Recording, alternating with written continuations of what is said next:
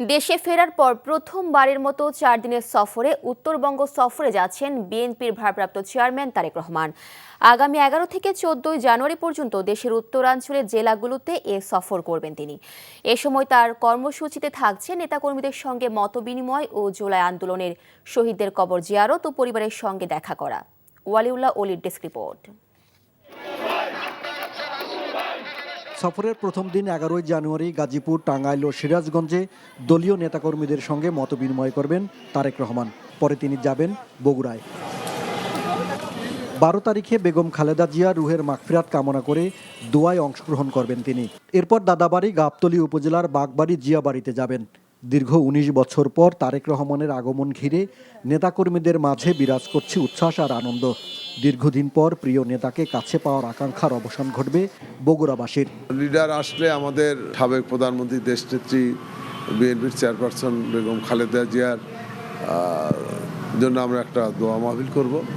সেইখানে আমরা আশা করছি আমাদের ভারপ্রাপ্ত চেয়ারম্যান মহোদয় উপস্থিত থাকবেন। তারেক রহমান সাহেব আসলে সেই দিক নির্দেশনা দিলে আমরা তার নির্দেশনা মেনে আমরা এই আগামী নির্বাচনে আমরা ভোটে, বিপুল ভোটে তারেক রহমানকে বিজয়ী ঘোষণা করতে পারবো, এই প্রত্যাশায় আমরা আছি।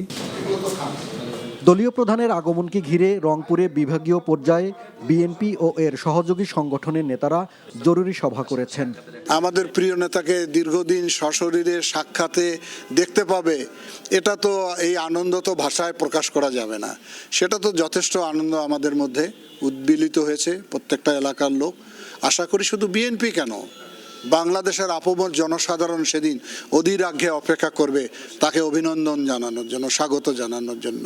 রংপুরে আবু সাঈদের কবর জিয়ারত ও পরিবারের সদস্যদের সাথে সাক্ষাৎ শেষে ঠাকুরগাঁয়ে যাবেন তারেক রহমান। সেখানে রাত্রি যাপনের পর 13 জানুয়ারি পঞ্চগড়, নীলফামারী, লালমনিরহাটে দোয়া অনুষ্ঠানে যোগ দিবেন। আমাদের নেতাকর্মীরা তাকে দেখবার জন্য উৎফুল্ল, এদেশের মানুষ উৎফুল্ল, সাধারণ মানুষ তাকে দেখতে চায়। এই সকলের সাথে দেখা সাক্ষাৎ করাটাই তার এটা মূল এই সফরের উদ্দেশ্য। দীর্ঘদিন পরে উনি দেশে এসেছেন। মানুষের আগ্রহ, আকাঙ্ক্ষা ব্যাপক এবং আমাদের নেতাকর্মীদেরও ব্যাপক উদ্দীপনা এবং আকাঙ্ক্ষা আছে।